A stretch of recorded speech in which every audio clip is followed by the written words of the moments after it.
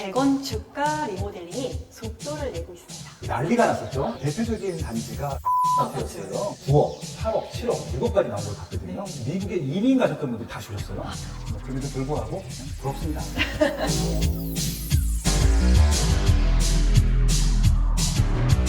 이슈를 알면 집이 보인다. 울트라 파쇼 부동산 할인 할인쇼. 이슈.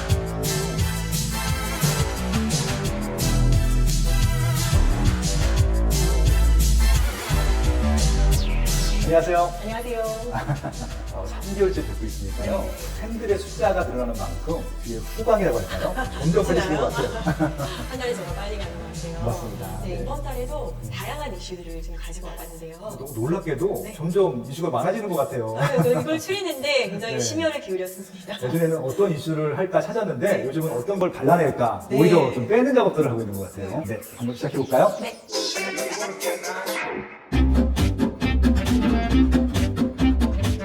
이번 달 가져오신 첫 번째 이슈 어떤 건가요? 첫 번째 이슈는 그 정책과 세금에 관련된 건데요. 네.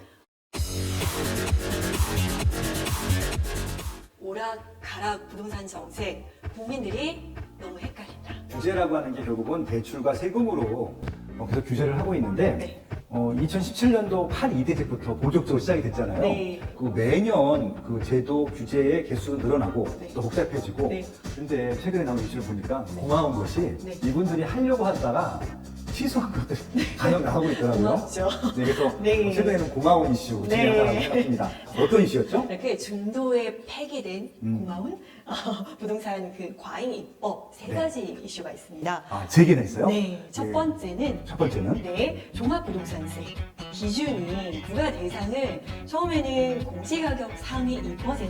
조세 법률주의라는 게 있잖아요. 네. 그래서 이제 조세의 대상과 종목은 법률이 정한다인데 상위 2%로 하게 되면은 누가 대상자가 되는지도 모르고 얼마를 내야 되는지도 모르고 네, 전혀 모르거든요, 일반인들은. 그냥 내라 그러면 내는 거고, 내지 말라고 하면 안 내는 거고, 이런 것들이었었는데, 다행히 폐지가 됐어요. 혹시 파쇼님의 정책 자문으로 그건 아니고요. 아마 저 같은 네. 많은 분들이 그렇게 좀 수정을 해달라고 요청했던 것 같아요. 그 대신에 공제의 기준을 기존의 9억 원에서 11억 원으로 높였고요. 종부세 부과 대상을 이제 축소한 거죠. 9억 원에서 11억 원까지로 늘린 것들은 좋은데, 네. 그냥 늘리는 부분. 파격적으로 좀 과감하게 해볼 수 네. 있으면 얼마나 좋았을까. 7월 초에 당정에 그 합의를 통해서 발표를 했던 이 종부세 개정안이 2개월 앞에서 폐지가 되었습니다. 아마 2개월 만에 폐지한 건 이게 처음이었던 것 같고요. 네. 그만큼 아마 당 내에서도 반발이 심했던 것 같고, 당 내에 반발이 심할 정도로 가면은 일반 국민들이나 뭐 야당에서는 굉장히 아마 반대가 심하지 않았을까 이렇게 좀 평가를 드립니다. 네. 두 번째, 그 중도 폐기된 부동산 과잉 입법, 임대사업자 혜택. 임대사업자 혜택. 폐지를 한다고 했다가 네. 다시 취소를 한 거죠. 임대사업자가 좀 대상이 여러 가지잖아요. 네. 이번에 폐지하기로 했다가 다시 살린 게 뭐였죠? 등록임대사업자예요. 네. 그래서 양도세 혜택을 철폐하겠다라고 했는데 생계형 사업자들 아. 반발이 심했어요. 특히 다세대 빌라 임대 사업을 주시는 분들은 네. 그게 시세 차익이 꽤 남은 것들도 아니고 맞습니다. 월세나 전세 받으실 텐데 네. 세금 내고 뭐또 종부세 내고 남는 게 없으니까. 결론적으로 이 생계형 임대사업자까지 건드게 된다면 네. 이제 피해를 보는 것은 서민들이기 때문에 그렇죠. 이 부분은 정말로 이 과잉 입법 잘 폐지하신 것 같습니다. 저도 100% 찬성을 하고요. 만약에 이게 그대로 강행됐다가는요, 아마 다세대 빌라 임대 사업자들은 아마 없을 것 같고요. 어디까지 밀려야 될지 진짜 상상도 하기 싫었던 그런 사건이었는데 다행이네요. 다행입니다. 네네. 그것도 이양 해주시는 거 아파트까지 포함해서 해주셨으면 그렇죠. 얼마나 좋아요. 왜냐면 많은 분들이 아파트도 그렇게 되길 바라셨을 텐데. 네, 안타깝긴 한 부분입니다. 네. 혹시 이 방송을 보고 계시다면요, 아파트까지 포함해서 임대 사업자를 조금 넓게 해석해 주시면 정말 감사할 것 같고요. 저뿐만이 아니라 많은 국민들도 좋아할 것 같습니다. 네. 부동산 과잉 입법 세 번째 어떤 겁니까? 재건축 실거 요건 요거 네, 폐지했잖아요. 아, 이건 1년 정말 만에. 잘하신 거예요. 네. 이건 아파트에 해당이 되는 것들이기 때문에. 이것도 이제 시장에서 큰 혼선을 초래했는데 재건축 관련해서 투기자율지구 내에서 2년을 실거주해야만 조합원 자격을 취득하는 그 입법을 예고했었죠. 재건축을 추진한 단지들의 초기 단계, 네. 추진 단계의 단지들이 난리가 났었죠. 제가 대표적인 단지가 음마아파트였어요. 강남구 대치동에 네. 음마아파트가 4천 세대가 넘는데 그 중에 80% 정도가 임차 세대였거든요. 네. 갑자기 전세 매물이 싹 사라지고 실제 집주인들이 입주를 하고 네. 실제 사례입니다. 네. 미국에 이민 가셨던 분들 다 줄었어요. 요거를 이제 1년 만에 1년 만에. 폐지를 했죠.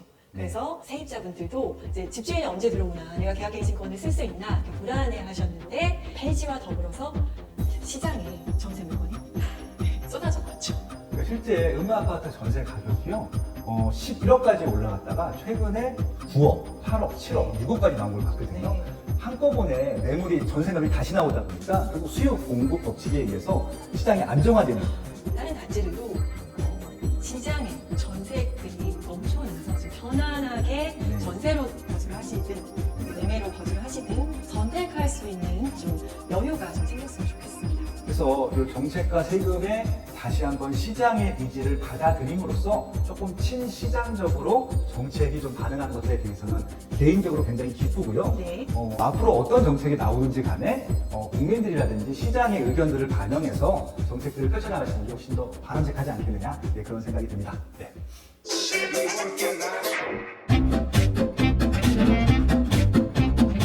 그럼 두 번째 살펴볼까요? 최근에 부동산 시장에서 가장 많이 들을 수 있는 단어가 뭘까요, 마시님? 최근에는 부동산 뉴스가 주식 뉴스보다 더 많은 거 아세요?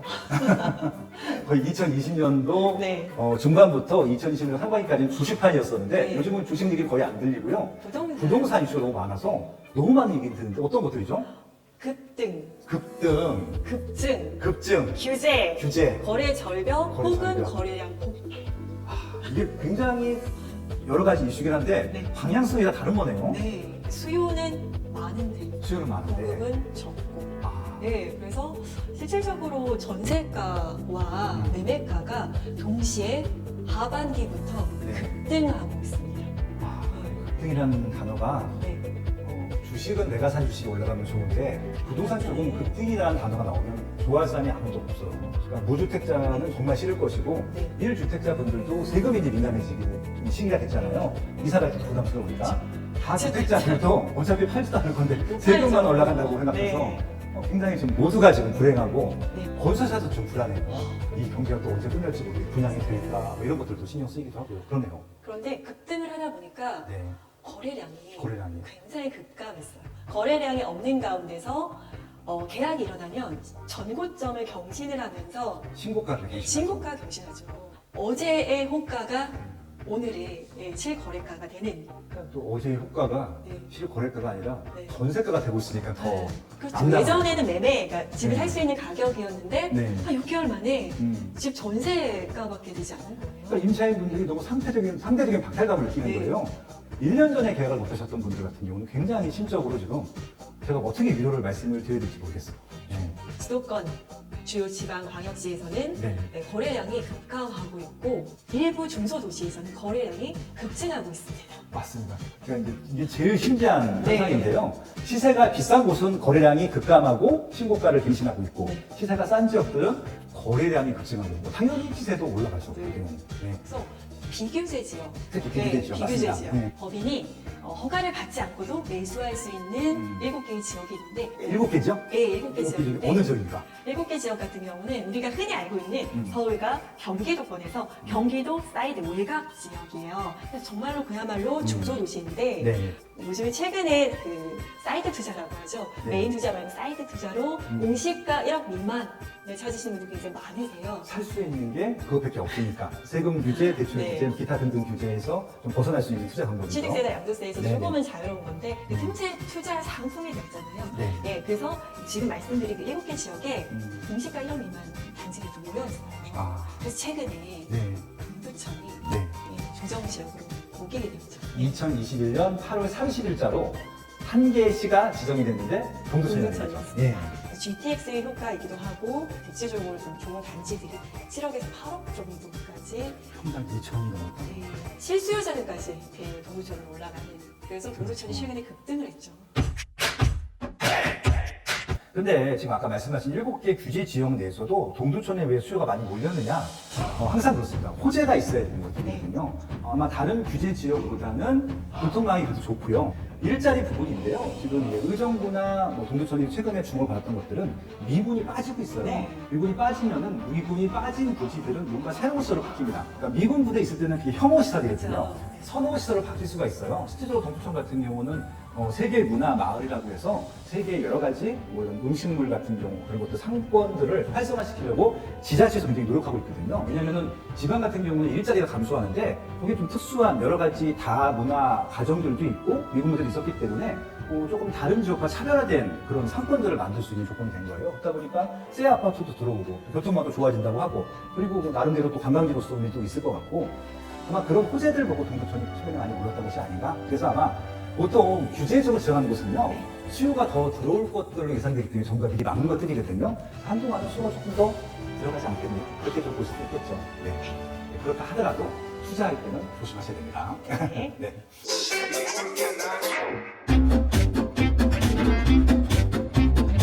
네, 세 번째 이슈는 어떤 이슈인가요?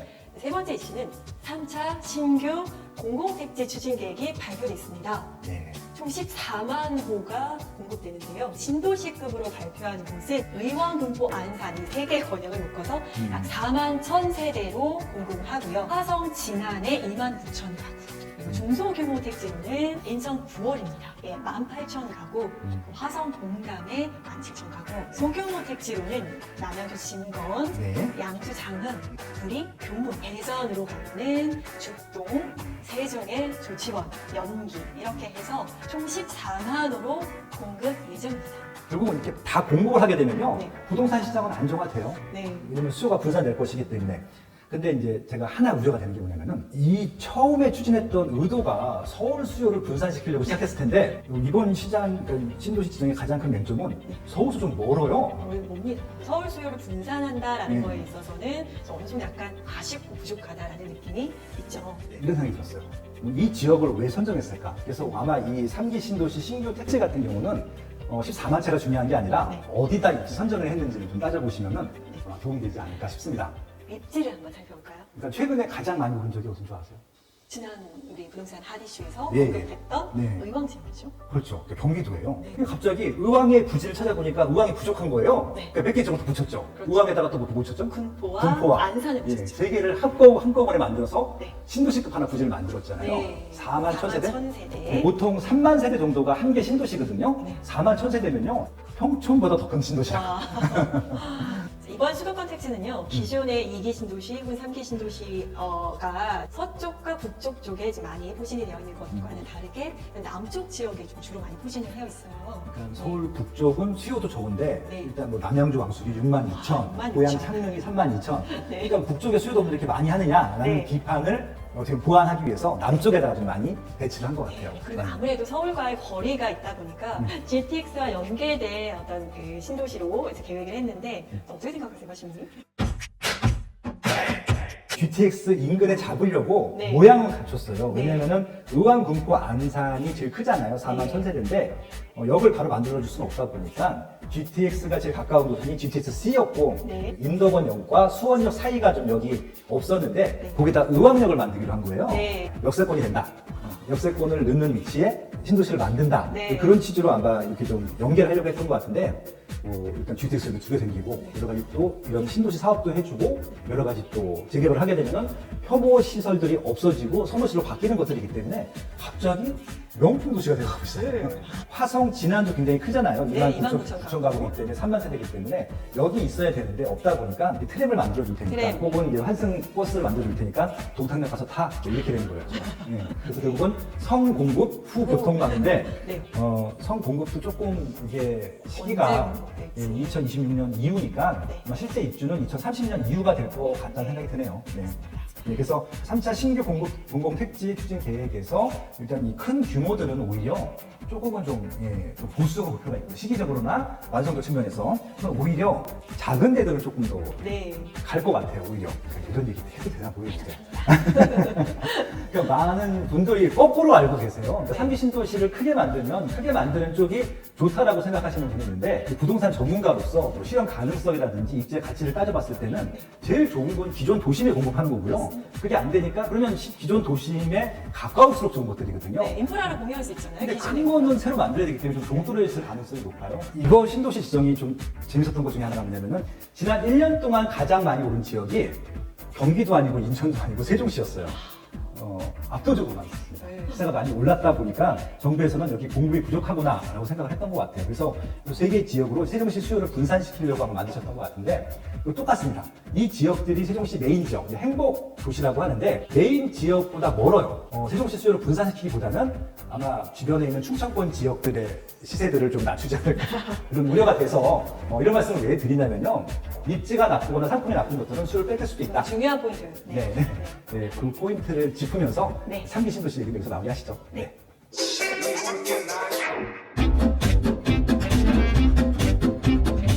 네 번째 이슈는 서울의 재건축과 리모델링이 속도를 내고 있습니다.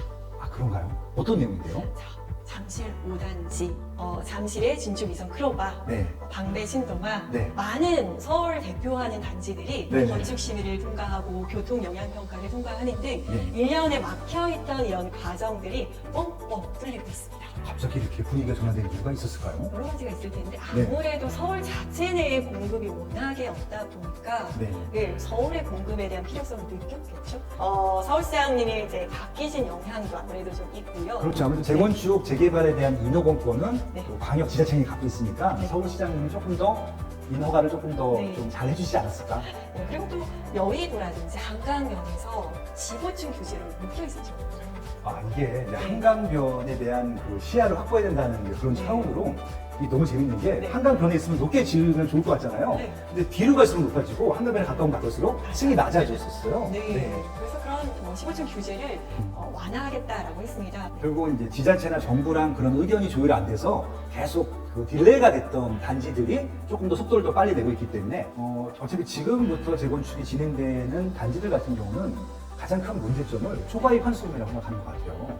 이 문제는 해결되나요? 어떤가요? 아직 해결되지 않았죠. 일단 그 문제 때문에 지금 재개발 쪽으로 오히려 조금 더 관심이 많은 것 같고 최근에 리모델링이 이슈가 됐던 것들도 네. 여기는 초과이익 환수금이 없죠. 결국 리모델링과 재개발이 현재 조금 서울의 정비 사업들을 이끌고 있지 않나 네. 이렇게 생각이 들기도 하네요. 이 제도 부활 이후에 사업을 진행한 단지들이 입지를 속속 시작하면서 실질적으로 부가가 되기 시작했어요. 그러니까 재건축 아파트를 소유하고 있어도 네. 이것 때문에 진도를 당연히 못 나가죠. 네. 사실 실질적으로 이게 부가가 될 수 있는지 조세의 저항도 굉장히 클 것 같고요. 맞습니다. 실질적으로 헌법 소원까지 들어갈 수 있는 여지들이 많은 거죠. 결국은 이제 향후 서울 정비 사업은 초과이익 환수 제도가 개선되지 않는 이상 아마 재개발이 조금 더 관심도 많을 것 같고 재개발과 그리고 리모델링 그리고 이제 초과이익 환수금을 내도 되시는 분들이 있어요. 누가 내도 될까요? 잘 사시는 분들 많이 사는 동네 있잖아요. 네. 강남 뭐 3구라든지 용산구 정도는 갈 것 같아요. 근데 그 외 지역들 있잖아요. 오히려 좀 새 아파트로 바뀌었으면 하는 지역들은 네. 잘 못 나가고 있네요. 좀 그렇죠. 개인적으로 좀 안타깝습니다. 네. 음. 그래서 서울의 재건축 속도 내는 것은 좋은데 실질적으로 소유하고 있는 분들이라든지 실거주를 생각하시는 분들이 좀 편안하게 사업 단계 전반을 진행할 수 있도록 좀 절차적으로, 제도적으로 좀 많이 보완해야 되겠다라는 생각이 듭니다. 그럼에도 불구하고 재건축 리모델링 추진하고 있는 단지 소유자분들은요 네. 그냥 부럽습니다. 좋겠습니다.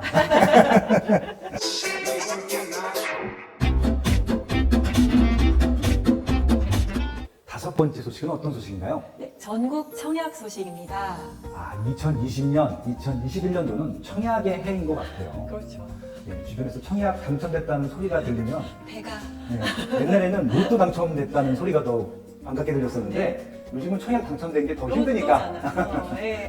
이게 청약이 서울에 워낙 물량도 적다 보니까 서울 이외의 지역들로 관심이 좀 커졌고 그러다 보니까 최근에는 오히려 이제 비규제 지역 이게 청약 열기가 더 뜨거운 것 같아요. 서울과 수도권에 워낙에 음. 한 60점 이하의 가점자는 당첨 자체가 너무나 어렵잖아요. 불가능. 배가 네, 불가능하고 네. 제가 상담을 해드릴 필요도 없고 네. 언급할 필요도 없더라고 너무 높아요 가점이. 네. 약간 애매한 가점을 가지신 분들이 전략적으로 이제 비규제 지역 쪽으로 네. 눈을 돌리고 계시죠.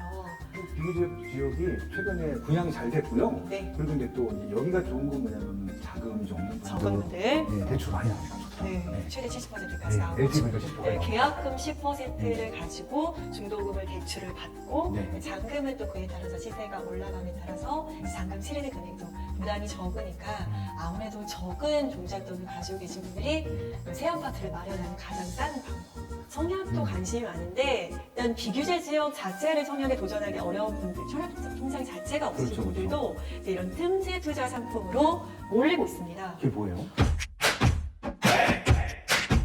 예를 들면 최근에 네네. 마곡이나 청주에서 음. 생활 숙박형 시설이죠. 레지던스. 생숙이라고 하는? 생숙, 아. 생숙이를 네. 이제 분양을 했는데 생숙 같은 경우는 아무래도 청약통장이라든지 세대주 세대원이라든지 이런 제한이 없다 보니까 일단 청약을 하게 되는 거죠. 청주는 실제로 6,000대 1의 경쟁률이 나왔고요. 5천 명이 모집한 게 아니라 5천 대 1이요? 6,000대 1의 6,000 대 일? 경쟁률이 나왔고 그래서 이런 틈새 상품으로 돈이 몰리고 있고요. 네. 생활 숙박형 시설뿐만 아니라 그 민간 임대 사업자가 공급을 하는 뭐 네. 리트라든지 이런 부분 공공 그 임대도 있고요. 민영 임대도 있는데 민영 같은 경우는 인근 그 지역 내에서 좀 교통이 좋은 곳, 입지가 좋은 곳에 나오면 웃돈이 붙어요. 이것도 워낙에 최근에 전세 시장이 뜨겁잖아요. 주변 전세 월세가 대비해서 굉장히 저렴한 거예요.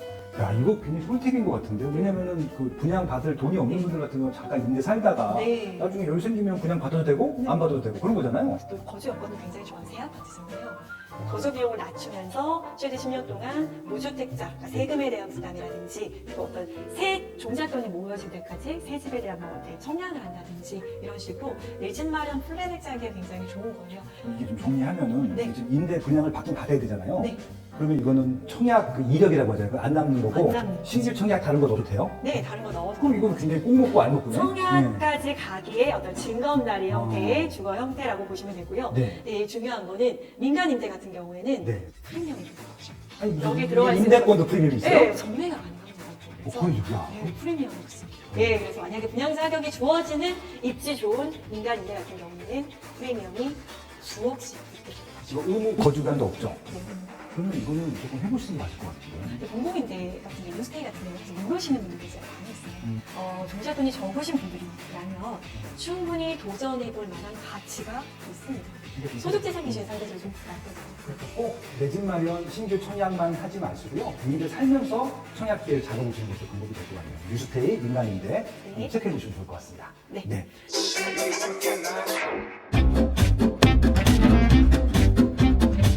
그리고 비규제 지역에 분양을 해도 분양이 잘 된다며요. 그럼 경쟁률이 음. 최근에 경기 가평에서 그리고 여주 가평에 아파트가 있는지도 몰랐어. 가평의 자이를 분양을 했는데요. 가평 일본 자이가 브랜드가 들어갈지 몰랐어요. 가평 자이가 어. 평균 경쟁률이 11.44대기였습니다. 야, 이런 비규제 지역에서 일본 브랜드가 들어가고 있어요. 일본 브랜드가 들어간다는 자체만으로도 이런 수요가 수요가 있다는 있다라고 한 것들이 일단 반 이상은 검증이 된 거예요. 자, 그래서 우리 자이에서 계획하고 있는 다양한 비규제 지역의 신축 청약 예정인 아파트가 있는데 네. 오포에서 오포자이 5세가 9월에 일반 분양 예정입니다. 이천 자이더 파크가 9월에 일반 분양, 동해 자이가 9월에 일반 분양 예정입니다. 마지막으로 장유 자이더 파크가 10월에 일반 분양 예정입니다. 요새 강원도가 다 핫해요. 네, 그래서 속초는- 강원도 라인이 네. 예, 위에서부터 이렇게 계속 호랑이 척추죠. 이렇게 동해 라인이 신축 아파트가 분양되고 경쟁률이 어마어마합니다. 가격도 어마어마해요. 속초에 17억짜리 아파트 있는 거 알아요? 17억이요? 네, 이거 차이고의 차이. 예. 네. 그게 결국 속초 아파트 가격을 다 올려놨는데 그렇죠. 최근에 속초에서 분양한 것들은 완전히 다 완판이 완판. 됐고 피가 아까 말씀드린 대로 17억을 주고 들어갈 만큼 매력적인 조세가 됐고요. 여기 또 비규제 지역이기도 하고 강원도 전체가. 그래서 지금 이제 강원도에 신규로 분양하는 것들은 최근에 수요가 많이 몰리고 있고 그래서 지금 어디 분양하나 많이 관심 있게 많이 보고 있는데 최근에 아까 말씀하신 대로 동해 자이가 있고 분양을 할 예정이잖아요. 네, 일단 음. 비규제 지역이라는 것의 프리미엄을 좀 안내를 해드릴게요. 일단 모두가 청약이 가능합니다. 모두가 청약이 가능하다는 게 어떤 거예요? 세대주도 네. 세대 원조가 청약이 가능하고요. 유주택자도 청약이 가능해요. 하시면 가능하십니다. 다 나왔어요. 세컨하우스? 네. 집이 두 채 이상일 수도 있고요. 네, 유주택자도 청약이 가능하세요. 또 이제 강력한 게 네. 계약 즉시 전매가 가능합니다. 그러면은 동해에 살고 있는 실수요자분들도 당연히 관심을 가질 거고, 왜냐면 동해에 처음 들어가는 자리 아니에요? 일본 브랜드. 네, 첫 그렇죠? 자입니다. 그렇기 때문에 첫 관심이 굉장히 많을 것 같고, 또 자이는 속초에서 이미 17억을 검증을. 보여주잖아요. 그런 일본 브랜드 이거 봤을 것 같아요. 기대를 좀 많이 하지 않을까? 네. 그런 생각이 들기도 하네요. 네. 재당첨에 대한 제한도 없고요. 음. 네, 거주 기간에 대한 또 제한이 없어요. 그래서 모르겠어요. 동해에 개발 호재들이 좀 많다고 들었어요. 최근에 KTX 동해선이 개통이 됐고요. 서울서 KTX 타고 동해까지 갈 수 있어요. 강릉까지 갈 수 있는 게 아니라 동해까지 갈 수 있고요. 또 이제 그 부산에서 출발해갖고 해안선 따라서 쭉 올라가는 게 있어요. 지금 동해 남부선이 해안선을 있는데, 따라서요? 네. 동해 남부선이 있는데 연장이 돼서 동해 북부선도 올라갈 예정이거든요. 도로망도 최근에 좋아졌지만 철도망이 계속 갖춰졌고, 실질적으로 동해 같은 경우는 또 항구도 잘 돼 있고요. 지금도 개발이 돼 있는데 뭐 1단계, 2단계, 3단계 순차적으로 동해안을 개발하고 있는데, 그 이유는 외국과의 교역들도 할 수 있는 항이기 때문이거든요. 항구로도 개발하기 때문에 이런 뭐 산업벨트로서도, 네. 그래서 이제 경제자유 구역이라고 하는데 이런 것들도 아마 개발할 호재들이 있는 것 같아요. 요새 친환경 뭐 이런 거 아시죠? 네, 그래서 전기차, 그리고 더 나아가서 수소차까지 해서 네. 네, 많이 이제 상용화를 위해서 네, 노력을 하고 있죠. 뭐 수소 경제라고 하는데 네. 지금 이제 모든 산업군들의 체제가 네. 이런 수소 경제라든지 친환경 쪽으로 바뀌고 있는데, 또 청정 입지를 찾아야 되잖아요. 네. 그래서 최근에 이런 동해와 삼척 그 라인들이 수소 도시로 3천억 정도를 넣어서 개발을 한다는 뉴스를 최근에 본 적이 있어요. 수소도시 동해가 되겠네요. 저는 이제 그게 친환경 도시로 개발되는 것도 중요하지만 저는 일자리가 증가하는 거잖아요. 일자리. 네, 그게 굉장히 좀 중요한 포인트라고 봅니다. 네.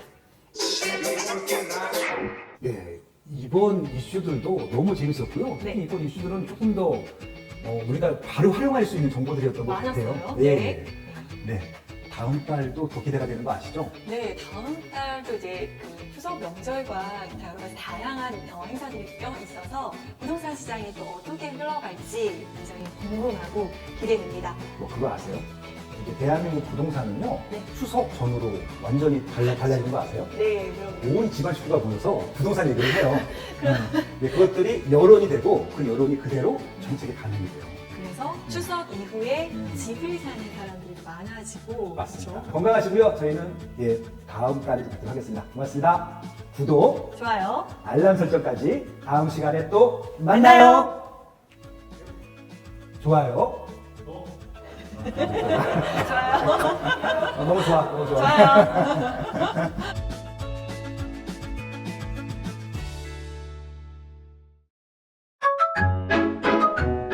Chai TV